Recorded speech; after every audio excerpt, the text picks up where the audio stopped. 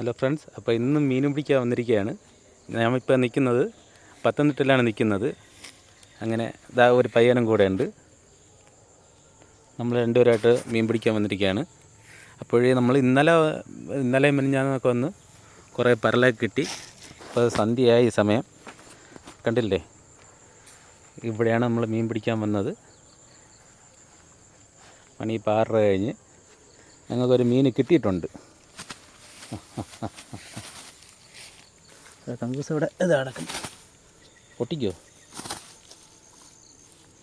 കടിച്ച് പൊട്ടിക്കോ. അത്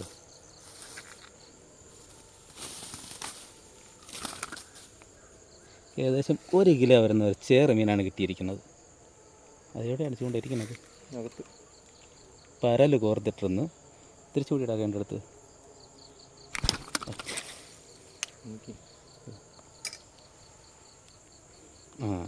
അങ്ങനെ എങ്ങനെയുണ്ട്?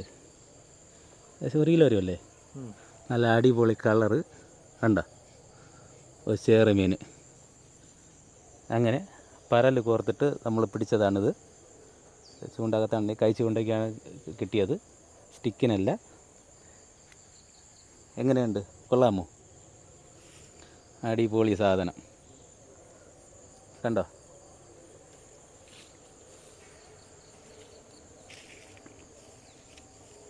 ഞാൻ അടുത്ത് ഒരു ചൂണ്ടയും കൂടെ നമ്മൾ ഇട്ടിട്ടുണ്ട്. അതിലൊരിക്കൽ ഒരു പരലിട്ടിരുന്ന് തന്നെ കൊണ്ടുപോയി. ഇതിപ്പം രണ്ടാമത്തെ പരലിലാണ് കിട്ടിയത്. അതിൽ രണ്ടാമത്തെ പരലിട്ടിരിക്കുകയാണ്. കിട്ടുമില്ലെന്ന് അറിഞ്ഞുകൂടാ. പിന്നെ ഞങ്ങൾ വന്ന സമയത്ത് 2 വാഹ ഇവിടെ നിൽക്കുന്നുണ്ട്. പരൽ വിഴുങ്ങിയ